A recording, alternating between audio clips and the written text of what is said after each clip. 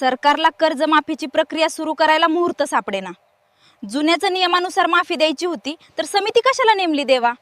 नमस्कार शेतकरी मित्रांनो, शेतकरीच्या कर्जमाफीसाठी जेमतेम 30-40 दिवसांचा कालावधी उरलेला असताना शेतकरी कर्जमाफीची प्रक्रिया ही सरकारकडून अंतिम टप्प्यात असताना सरकारकडून या कर्जमाफीतून जास्तीत जास्त शेतकऱ्यांना कसं वगळता येईल याच्यासाठी सातत्यानं प्रयत्न सुरू आहेत.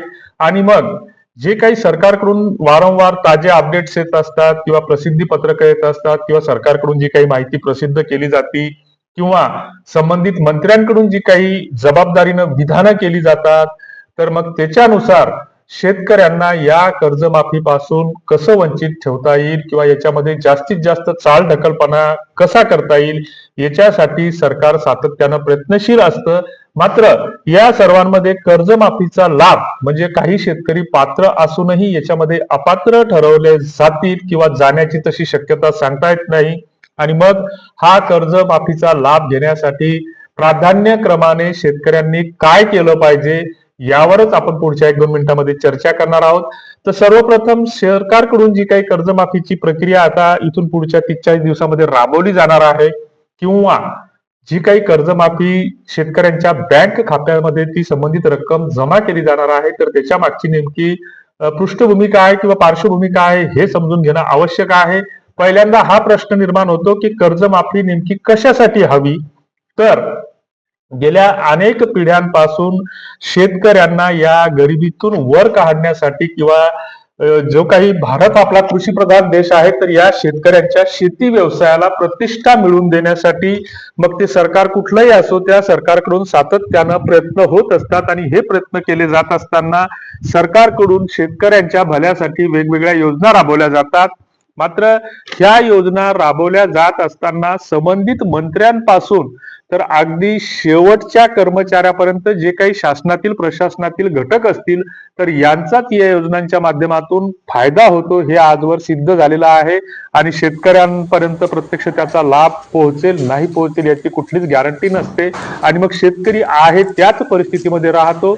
आणि मग अशा स्थितीमध्ये गेल्या 20-25 वर्षामध्ये शेतकरी आत्महत्यांचा प्रश्न हा सातत्यानं उजागर होत असताना या वर्षी सुद्धा ऐन दिवाळीच्या दिवशी यवतमाळ जिल्ह्यातील 3 शेतकऱ्यांनी आत्महत्या केल्याच्या बातम्या काही माध्यमांमधून प्रसिद्ध झाल्या.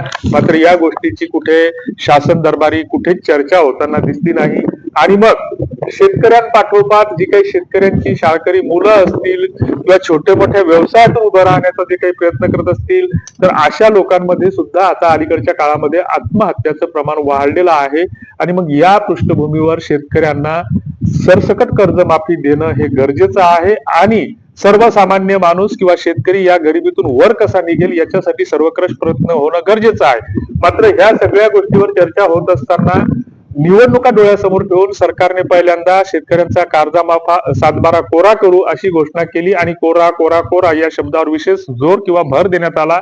मात्र ही प्रक्रिया निवडणूक झाल्याच्या बरोबर सत्ता स्थापन झाल्याच्या नंतर सरकार स्थापन झाल्याच्या नंतर तातडीनं राबवणं गरजेचं असताना सरकार याच्यामध्ये सातत्यानं चालढकलपणा करत होतं. मग त्याच्यानंतर आंदोलनं झाली आणि पुन्हा मग 30 जून या तारखेची घोषणा करावी लागली. विधिमंडळाच्या अधिवेशनामध्ये शेतकऱ्यांसाठी पुण्यश्लोक अहिल्याबाई होळकर नावाने कर्जमाफी योजना सुरू करण्यात येत असल्याची सरकारने घोषणा केली. आणि ही घोषणा करत असताना ज्यावेळेस पहिल्यांदा कर्जमाफीची घोषणा केली तर त्यावेळेस प्रवीण परदेशी नावाची समिती या कर्जमाफीच्या अहवालासाठी नियुक्त करण्यात आली. बँकाकडून डाटा मागवण्यात आला, सहकारी विभागाकडून डाटा मागवण्यात आला. आणि हे सगळं झालेलं असताना लग्नाची पूर्ण तयारी झाली तरीही अजूनही नवरदेव बोहल्यावर बसायला किंवा बोहल्यावर चढायला तयार नाही अशी परिस्थिती निर्माण झालेली आहे. मग आता याच्यामध्ये सरकारने पुन्हा काय फतवा काढला की समिती नेमल्याच्या नंतर आता या कर्जमाफीचा जो काही लाभ दिला जाणार आहे तर ती काही 2016-17 मध्ये महात्मा फुले शेतकरी कर्जमाफी योजना ज्या पद्धतीने राबवली होती तर त्याच योजनेचे निकष कायम ठेवून कर्जमाफीचा लाभ देण्यात येईल असं सरकारकडून सांगण्यात येतं. मात्र पुन्हा एक तुमच्या आमच्या मनामध्ये सर्वांच्या मनामध्ये एक प्रश्न निर्माण होतो की मग सरकारला हे असंच करायचं होतं तर मग त्याच्यासाठी ही समिती नेमली कशासाठी, त्यांच्याकडून अहवाल मागवला कशासाठी? मग ही गोष्ट पुन्हा एकदा हा प्रश्न चर्चेमध्ये येतो आहे किंवा उजागर होतो आहे. आणि दुसरीकडे मग याच्यामध्ये जे काही सरकारकडे जे काही अहवाल प्राप्त झालेले आहेत तर त्या अहवालानुसार किती शेतकरी पात्र ठरणार आहेत, तर याच्यामध्येही तफावत आहे, प्रचंड विसंगती असल्याचं दिसत आहे. की सरकारकडून सांगितलं जातं की 35 ते 51 लाख शेतकऱ्यांना महात्मा फुले कर्जमाफीच्या निकषानुसार शेतकरी कर्जमाफीचा लाभ देण्यात येईल. मात्र बँकांकडून जो काही डाटा संकलन सुरू आहे तर सरकारकडून अजूनही सांगितलं जात आहे की बँकांकडून डाटा पूर्णपणे येणं अजून अप्राप्त आहे, म्हणजे अजून प्राप्त झालेलं नाही. सहकार विभागाकडून ज्याची डाटा घेऊन समजा अंमलबजावणी करायची तर त्याच्यामध्ये सुद्धा त्रुटी असल्याचं सरकारकडून सांगितलं जातं. आणि मग जो काही समितीने अहवाल सादर केला तो अहवाल अजून प्रसिद्ध झालेला नाही. काही शेतकऱ्यांची अशी मागणी आहे की हा अहवाल शेतकऱ्यांसमोर ठेवावा किंवा सार्वजनिकरित्या प्रसिद्ध करावा.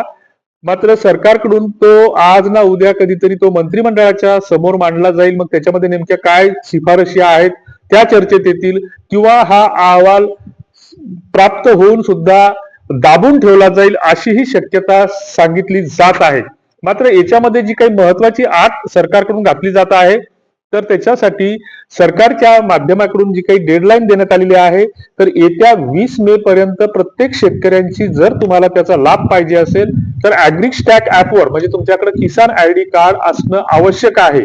मात्र याच्यामध्ये ज्या काही त्रुटी आहेत तर काही शेतकऱ्यांनी किसान ॲग्रीटेक कार्ड यापूर्वीच वर्षभरापूर्वी किंवा 1.5 वर्षापूर्वी काढलं होतं. मात्र तो डाटा कुठेतरी आता डिलिंक झाला आणि डिलिंक झाल्याच्या नंतर मग आता त्या ॲग्रीस्टॅकवर डाटा मिसमॅच किंवा डाटा नॉट फाउंड असा मेसेज येतो. बऱ्याच शेतकऱ्यांची ॲग्रीस्टॅकवर नोंदणी केलेली असताना सुद्धा पुन्हा ते अपडेट होत नाही किंवा त्याच्यावर नोंदणी नव्याने होत नाही.